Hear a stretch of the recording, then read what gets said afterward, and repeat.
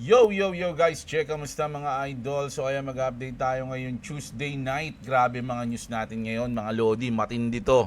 Mga idol, so update tayo sa nangyayari sa Middle East, mga lord, at yung mga pwedeng mangyari, mga desisyon ni Trump, mga idol, na pwedeng makaapekto sa buong mundo. At syempre yung update natin sa ating crypto, XRP, mga lodi, matindi to. Matindi mga lord. So bago ang lahat mga idol, alam nyo na, like nyo yung ating video, at syempre sa gusto ng ganitong news o ganitong content, everyday update, mga lodi, no, mag-subscribe na kayo para hindi kayo mauli sa balita. Click nyo yung notification bell dyan, mga idol, no. So let's go. Bago tayo mag-news, check natin ang ating chart, mga lodi. So bumaba ulit, parang kagabi lang, no, parang kagabi, ganito rin yung nangyari, mga lodi, no, from tumaas dito and then bumaba dito sa bandang half, no. Ito yung kalahati niyan, mga idol, oh, grabe yan, Grabe yan, Ayan, no, kalahati yan, no. Andun siya sa range ng kalahati, mga lodi, no. So ngayon ganoon na naman, no, from this, and medyo nag-drop siya ngayong araw. Ang nangyayari kasi gabi, and then buong araw kinabukasan babagsak, and then naangat, no. So eto mga idol, no, from this nung isang gabi, and then nag-drop, and then nag-pump kagabi. So ngayon ganun yung itsura. So ano mangyayari dito? It's either magpa-pump to, didiretso na sa kanal, mga lodi. Ano kaya? Ano sa tingin nyo? Ganun yung pwede mangyari dyan, no? So titignan natin mga idol kung ano yung mga pwede mangyari. Okay.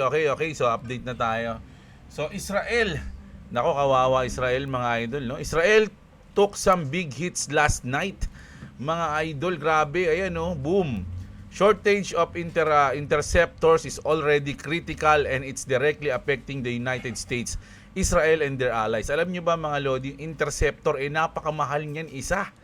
Mga idol, imagine pag nagpakawala ng 100 missile yung Iran, yung interceptor ng ng Israel, sasaluhin yun. Bawat isang interceptor nagkakahalaga ng 1 to 4 million dollars. Imagine, di $400 million, ay hindi, nasa, sabihin natin $1 million yung isa, 'di ba? Kung nagpadala ng 100, di $100 million na agad ang ginastos ng Israel, mga lodi. So antindi niyan. So ngayon shortage of interceptors is already critical, and it's directly affecting the United States, Israel, and their allies, mga idol. Grabe. Ito pa, no? Ayun yan, magkasunod yan. Ito yan, tapos etong dalawa. Ayan, no? Ito yung pagkatapos, di ba yun? Bibinagsak yun, mga lodi. Sana. Ayan. Tapos etong dalawa. Boom. Akala mo sa movie lang, no? Mga idol, no? Looks like AI, but it's real. Tel Aviv. Sa Tel Aviv to. Nako, dyan pa.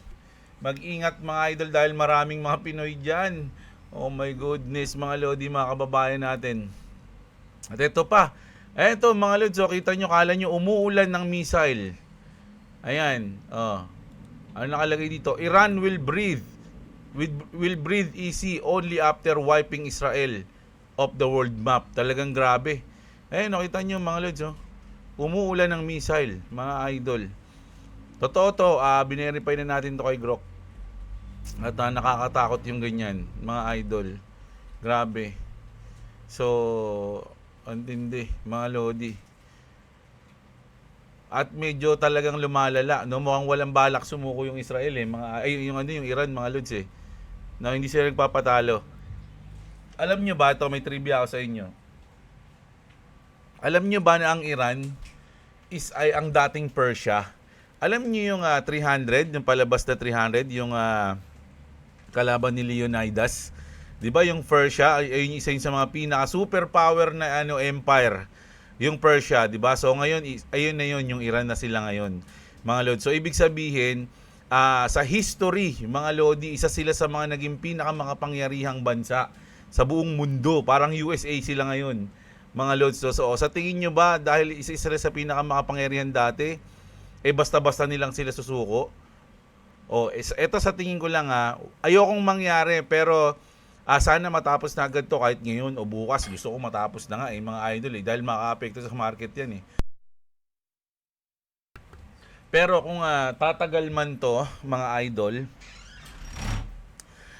sa tingin ko, kung hindi hahayaan agad na matapos ng Persia to o ng Iran ng ganun-ganun lang, at talagang medyo papalag sila ng malupit. Ibubuhos nila lahat, no, ng power nila. Kung sakaling matalo man sila, isipin nila, binuhos namin lahat, no, ganun.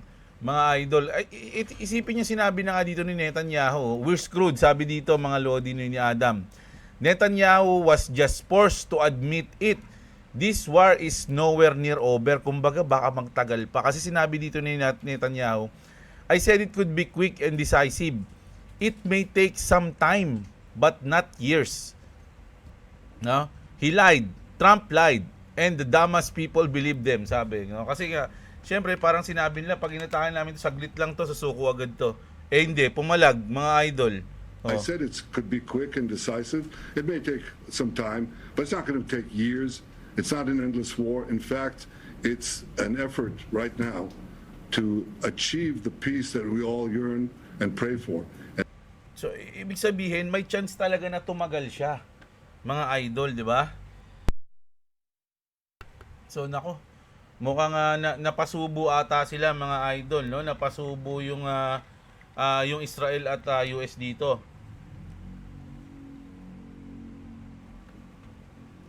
So, ayan, no? Ito pa. Tignan niyo yung body language daw ni Daddy Trump. Mga lodi, no? Pag pinanood niyo tong video na to, parang halatang halata na hindi na siya yung dating matapang na Trump. Mga idol, no? Sabi dito, he can't back out. He can't talk to Iran. He can't win this war. He can't stop this war. He can't do regime change. Kumbaga gusto niya kasi magbago lang yung regime sa Iran and then dapat maging ally nila yon. He is stuck in the war with Iran. This is what happened when you underestimate your enemy.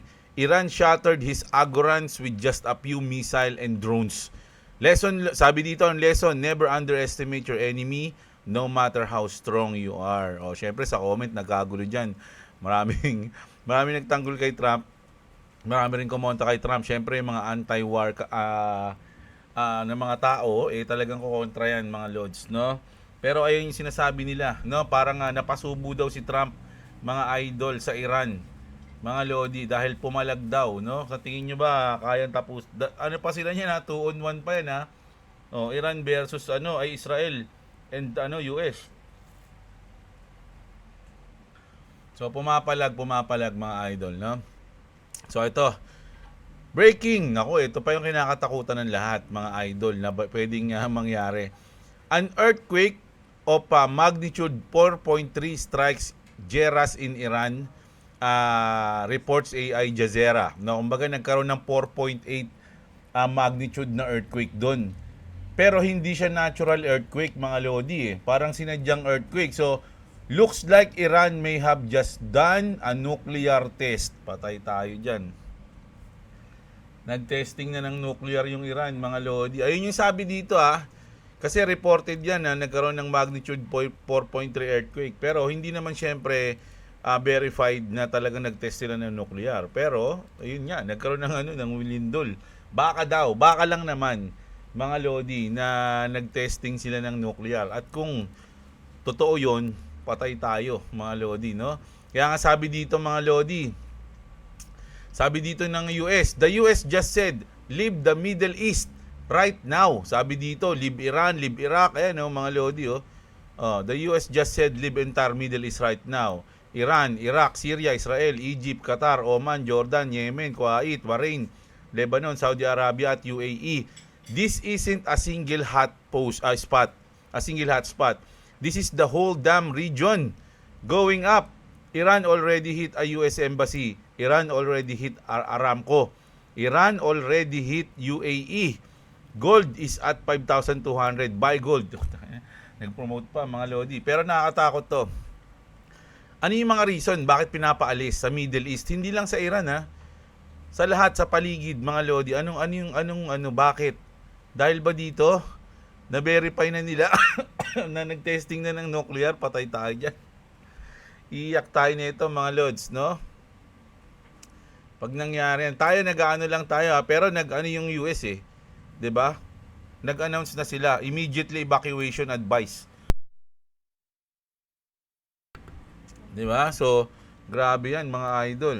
Nakakatakot na 'to, mga lods, no?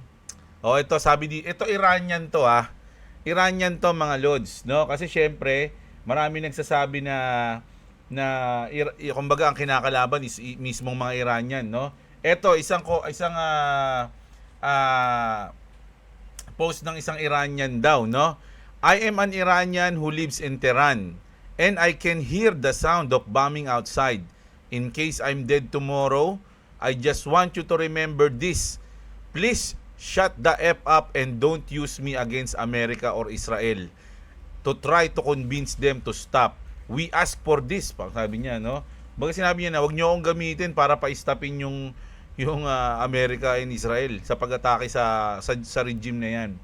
No, ginusto nating tulungan tayo ng US at ng Israel, no? So ayun mga lods, no? So sinabi niya 'yan. Mga idol. Oh, ayan grabe na. Mainit na mga idol. No, punta na muna tayo dito. Mag-crypto muna tayo, grabe na eh. Federal Reserve Bank of New York on Clarity Act stablecoin war. Grabe yun, stablecoin war. Stablecoins not only erode banks' deposit franchises but also transmit liquidity stress to the banking system, and we document the first-hand evidence of liquidity-driven bank disintermediation.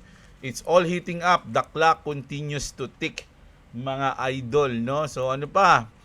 Ito si Patrick Quitt, mga lods, no? Sa Clarity Act natin. Clarity Act update. Ayan na. White House Crypto Advisor Patrick Quitt recently stated, "This is the issue that we believe is the domino that will fall for everything to fall into place," mga idol, no?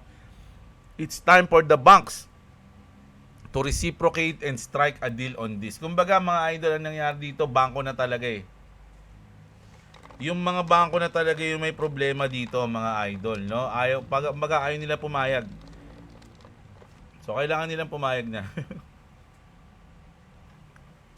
Di ba? Ayan.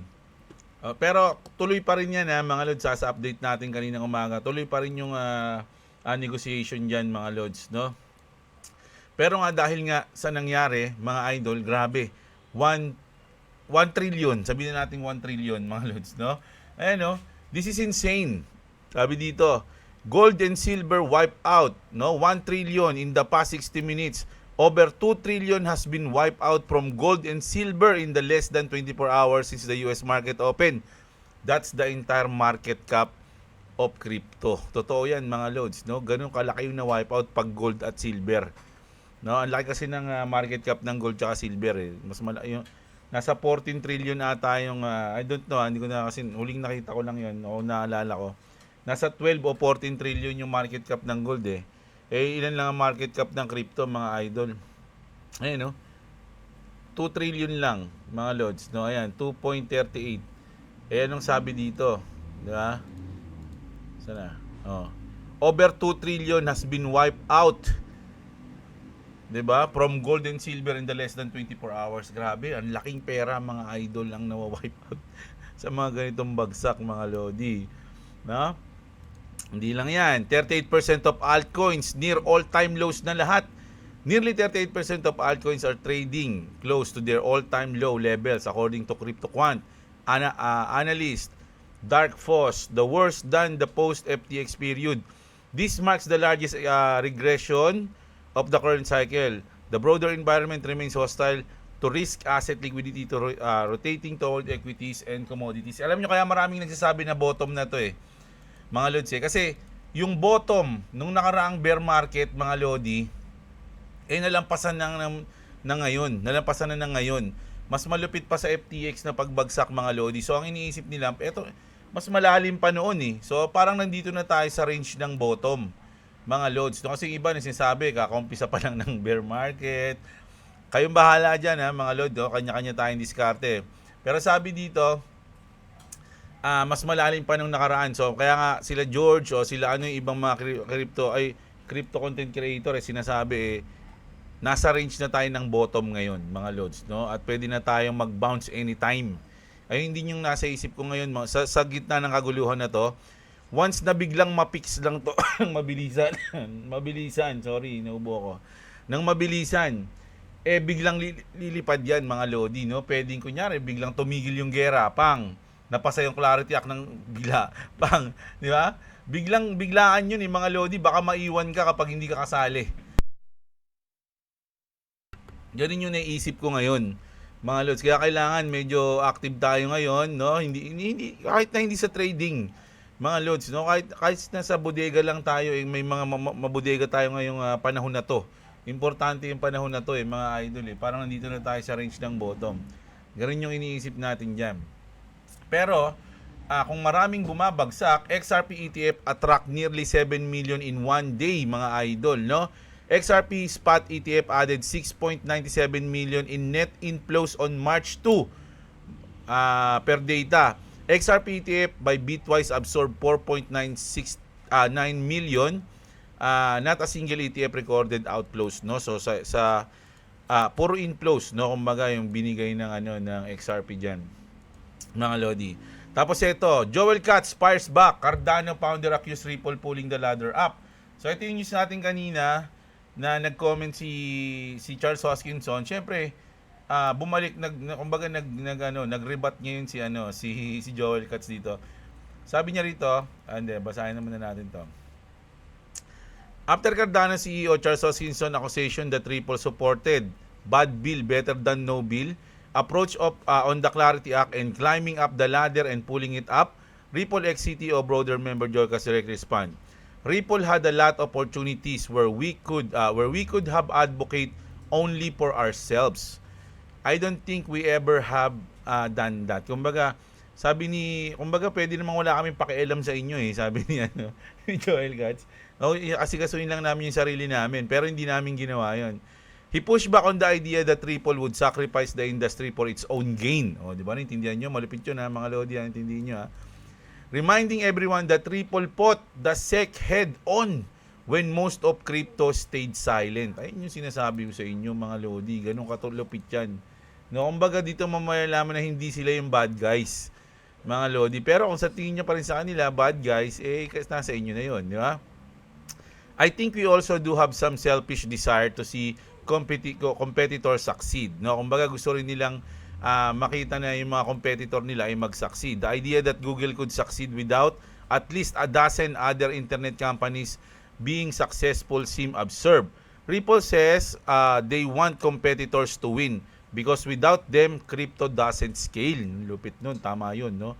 Also added that he thinks suboptimal bill is better than no bill at all.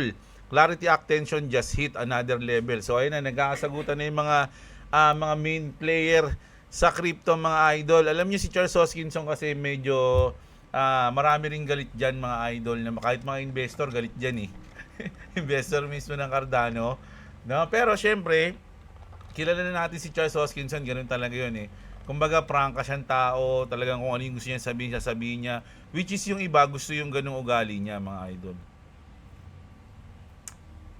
Pero syempre sasagot naman doon yung ating mga bida. Di ba? Ating bida. Tanga na, miss ko na si Mang Usin yung ating bida. Wala na kasing balita sa kanya. Hindi ko na ina-update Ayoko nang gatasan Doon lang, ayoko naman mag-update nung wala nang update, tapos i-update mo pa. Para lang kumita. Nung magagatasan. Wala nang masyado exciting sa kanya. Kaya hindi ko na masyado siyang pinapansin. Pag meron na ulit siyang malupit na nangyari sa kanya, no? Bank of Japan, Governor Kazuo Ueda just confirmed. Now, Bank of Japan is launching technical experiments to test settling central bank money on blockchain for interbank and security settlement. This is the digital yen wholesale test going live using DLT, no? For a high assurance finality, no? Japan is already XRP Ledger's strongest market, mga idol, no? SBI, Ripple Asia, ODL, on-demand liquidity corridors, MUFG pilots. When the world's third largest company tests blockchain settlement, XRP Ledger seems to be the obvious fit, mga Lodi, no? What do you think about this? Ayan ang malupit na news natin, mga Lodi, no? So, sa gitna ng mga bakbakan ngayon, mga idol, meron pang mga issue na medyo natatakot na daw at baka magtagal pa daw. Ako sa tingin ko, mga Lodi, marami pang ibubuga yung Iran. At hindi sila, sa tingin ko lang, sana mali ako. Sana nga bukas huminto na eh. No, sana huminto na, sana ganyan. Pero expect the unexpected, o expect the worst para mapaghandaan din natin, mga lods, no, na medyo dapat ano nga, maghanda rin yung US, mga lodi, no, at yung Israel. At kasi yung sinasabi na get out, mga lodi, mahirap gawin yun. Ayan, no, yung the US just said leave the entire Middle East. Paano mo nga gagawin yan? Delikado nga sa himpapawid ngayon. Maraming mga airport ang hindi nagpapalipad ngayon, mga loads, no? Kasi nga delikado. Wag mong i-risk. Mamaya, hindi naman kayo, mamaya, nung lumipad kayo, saka kayo namatay. Nung nandun kayo sa may ground, hindi naman. Ang pinaka kinakatakutan ko dito, mga idol, kasi alam din naman nila yun eh. Alam yun ng mga tao, alam yun ng mga leaders. Pero ba't in-announce pa rin nila to? Ibig sabihin siguro baka merong mangyayaring kakaiba. Baka merong mangyayaring sobrang lala, mga idol. Kaya hanggat maaari kung kaya nyong lumisan sa Middle East, lumisan na kayo. Parang ganun yung pwedeng mangyari dyan, mga idol. No? So sana wag naman, no? Diyos ko Lord, sana tama na yung ganito nila at wala nang maraming madamay. Okay, so ito yung huli natin ha. Sige, babasa tayo ng comment ngayon eh. Mga lods, maraming kumontra sa akin dito, mga idol na pati yung mga kapulisan sa Pilipinas kumontra sa akin. Kumontra sa akin, mga londi, okay lang, naiintindihan naman natin yun. Lisa Yonson, ayan, shoutout sa iyo, idol. Si Torio Gaming, boss, sa wakas nakapag-comment din ako. Ang tagal na din nakapag-comment sa comment section mo. Boss, dalawa lang token na iniimba ko ngayon, HBAR at XRP. Okay na kaya yun? Hindi ko alam, idol, no? Bawal daw mag-advise ng mga token. Sabi nga nila sa influencer ng crypto content creator, ayun, hindi ko masabi. Wag kayong umasa, no, para kumbaga wag niyo asahan para bumili, mag-hold o magbenta ng kahit anong coins. Do your own research. I'm not a financial advisor, mga lodi. Alam niyo 'yan, okay? So, kung sa tingin mo siguro naman inaral mo yan, goods na goods, di ba? Si OTWG, pag napasa yung Clarity Act, yun na ang umpisa ng bull run, no? Sana nga April na, wag na May. Wag na June. O kaya hanggang umabot ng next year hanggang sa wala na. Wag naman. Yung Epstein file parang nawala na at natabunan na ng gera. O nga parang ganun ba kabigat yun para kailangan pa ng gera para matabunan yung issue na yun? Mga idol.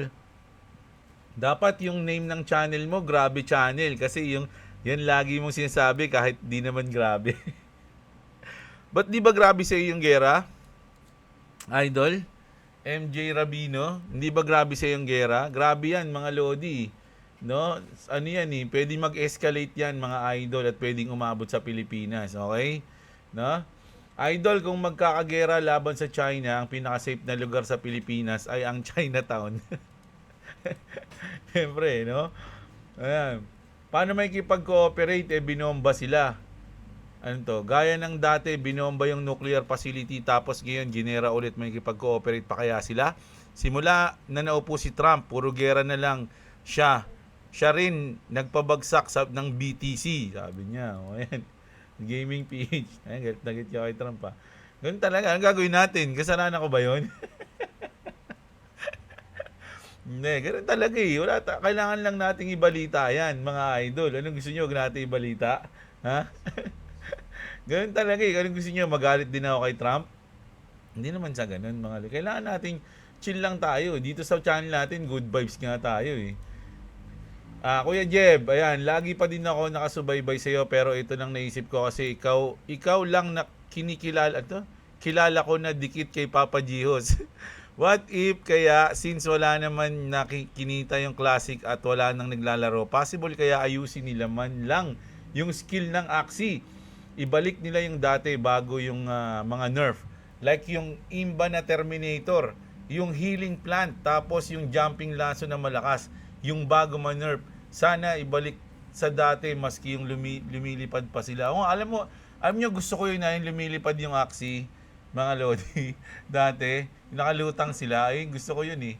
Tsaka yung, alam nyo yung jumping lason, Terminator, yung mga binabanggit mo, lahat yan, binili ko ng mahal yung mga aksi na yan. Kaya lahat ng sinabi mo, sang-ayon ako sa'yo. Gusto kong bumalik sila sa lakas nila. No, yung Terminator dati, bili ko dati doon 25,000 kasi dusk yun eh. Terminator na dusk. Imagine ha, kumbaga kung may kalaban ako isang Terminator na reptile, mas mabilis ako sa kanya. Ako yung unang atake. Di ba? Kasi dusk ako eh. Mas mabilis ako. So, ang mahal ng bili ko doon, 25,000. Ngayon, magkano na lang yung dusk? 100, 100 pesos, 150. Pati yung jumping lasso na yan, napakamahal niyan, pinagbibili ko. So, sana nga, mga Lodi, maisip nila yon. Boss, sa crypto naniniwala ako sa iyo, pero kung magpapalipad ng racket dito galing Iran, malabo pa sa sabaw ng pusit. Pwede, China ang magpalipad sa atin kasi gusto kunin ng China ang Pinas, kaso nag-iisip sila kasi hawak tayo ng Amerika.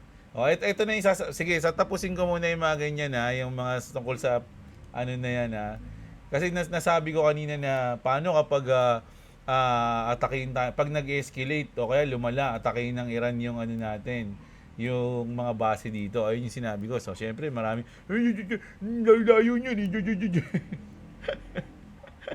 5 months na ang crypto pula. Yes, Lods, bodega lang to. Apo, talaga pag may pambodega, shoutout. Hindi yan presidency.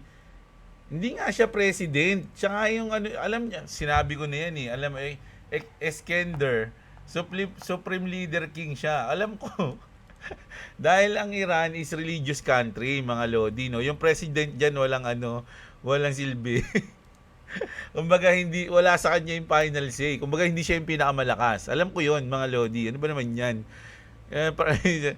Tama ka, Lods. Ang mga Asian Persian ay makakapangyarihan, pero ang supreme leader ngayon, half-blood Arab na 'yan, mga descendant 'yan ng prophet of Islam na abandoned lang dahil sa pag-aaway agawan sa pangyarihan.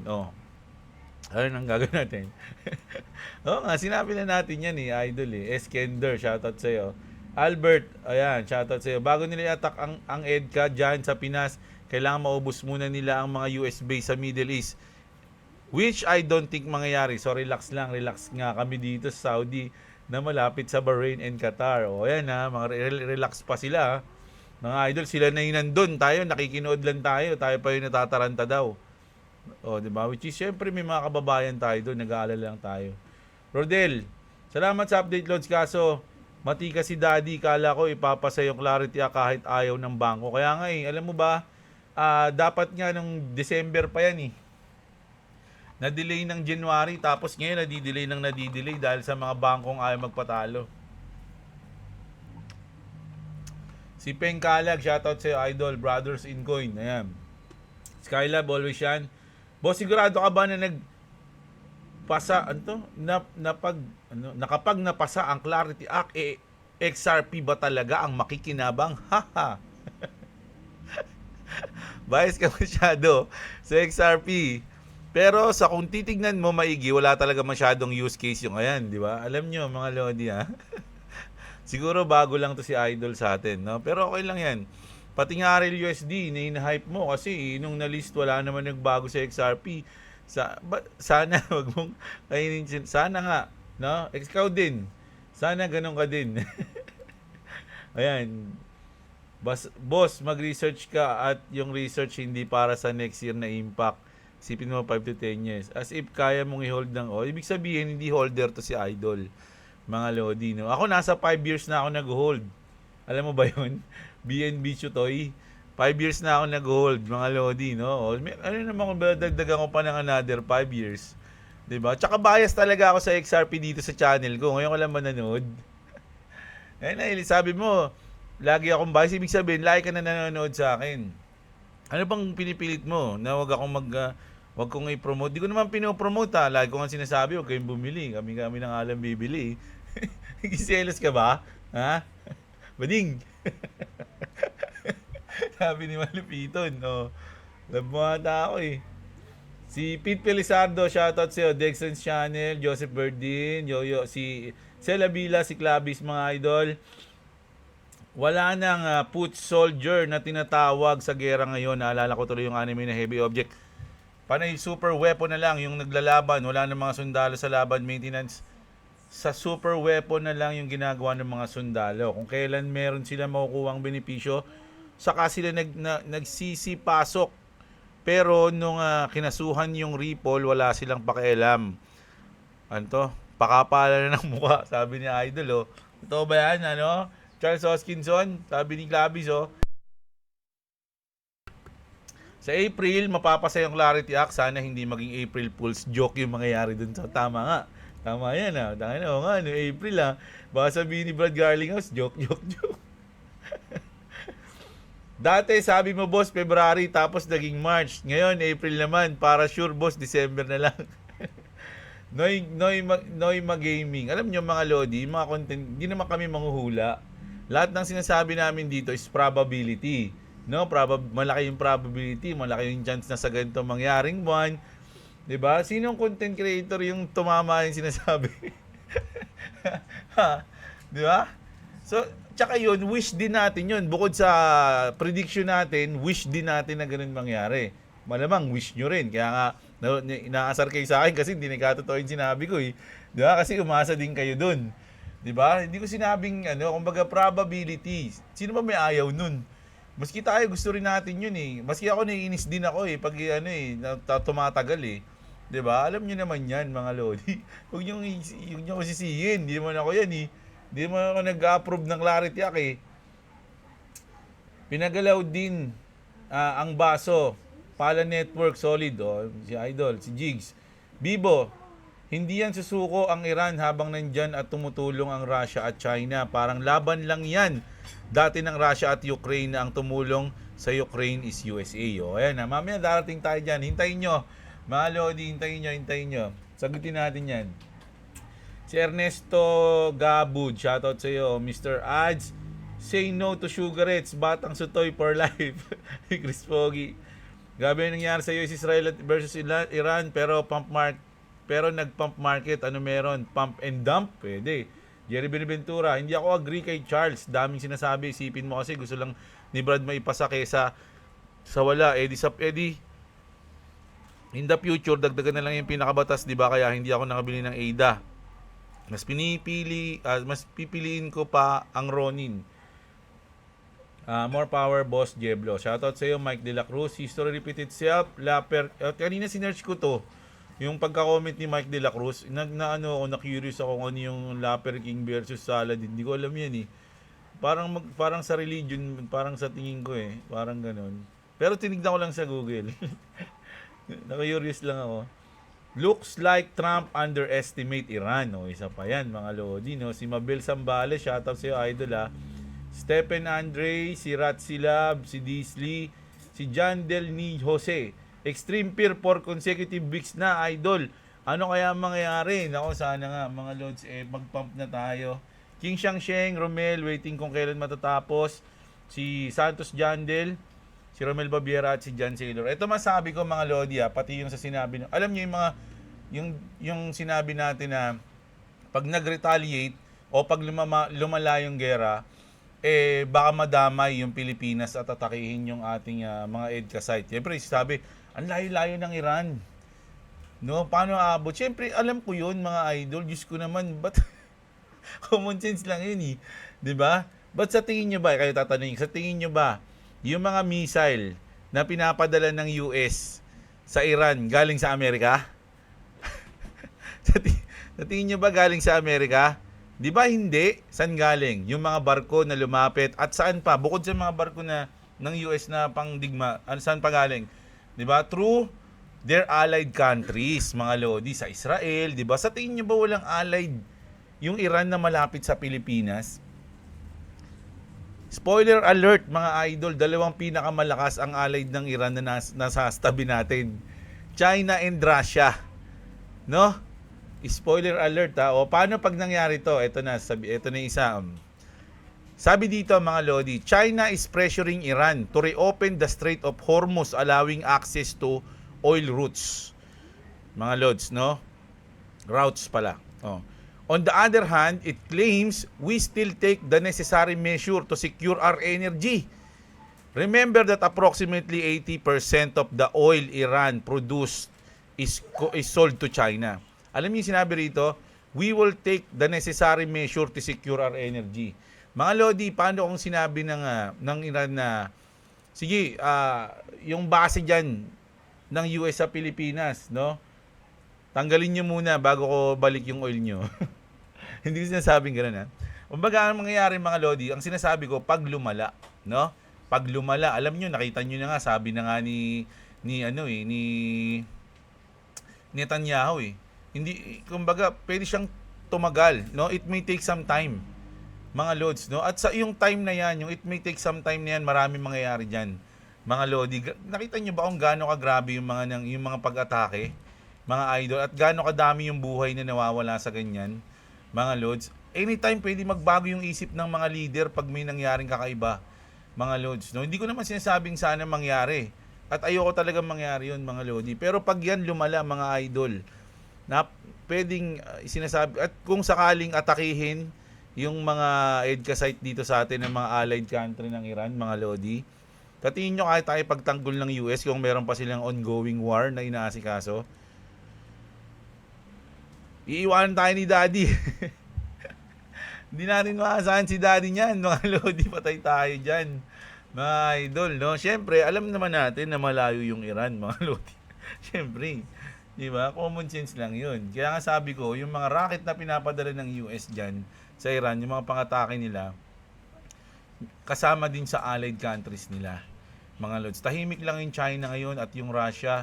At meron pa nga ngayon rumor na kinakausap, no, ng US yung Russia para para sabihin sa Iran na mag-ceasefire na, no? Ang kapalit noon is tatanggalin ng US yung sanction sa Russia.